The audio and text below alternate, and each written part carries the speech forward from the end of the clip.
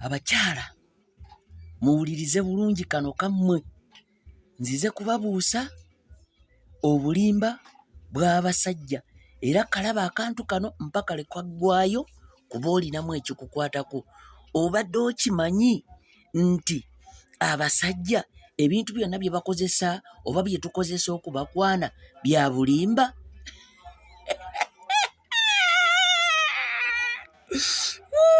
Adai abasajja kati mugenda kuyomba mbwaggwe, lwaki obuusa, lwaki ozuukusa abeebase, lwaki ozuukusa bamalaaya, lwaki ozuukusa betulimba?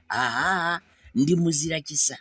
Kakati okimanyi nti abasajja ebintu biibino bye basinga okubagamba nga babakwana naye byonna bya bulimba.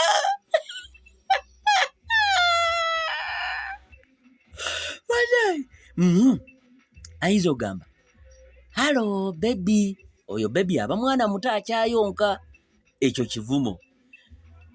Amaaso go gankubye. Omuntu okuba omuntu alina okukaaba era kizibu nnyo okuba omuntu n'atakaaba. Mwana nkwegombyeko akabina. Bw'otuuka ewaka ng'omuntu oyo akulemeddeko mulage akabina kuba ke yakwegombyeko takwata awantu walala. Era buli lwakwata awantu walala tonkwatako, tomanyiira kuba wayagadde ki? Wayagadde kabina.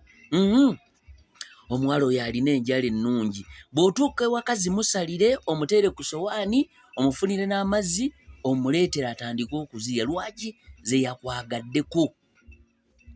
Mukitegedde?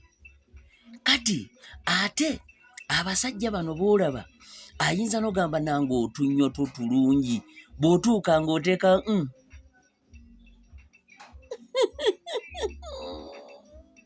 ng'abeera okwo alaba amannyo kuba ge yayagadde, takwata awantu walala wonna. Era okuggyako oli nga ze naga nti munnange Aneti njagalako akantu ako. Ate n'akantu kayinza okuba empeke y'akala akaatule erinnya olitegeere. Bw'abanga takunnyonnyodde erinnya n'okategeera, mubuuze akantu k'ogamba ye lwaki ayita ekintu ekinene bwe kito n'akituma erinnya mbw akantu ako.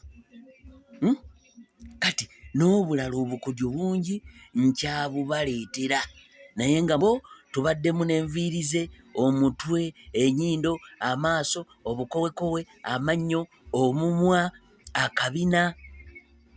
Ebyo byonna w'otuuka ng'akututte bimuwe alye oba takwata wantu walala.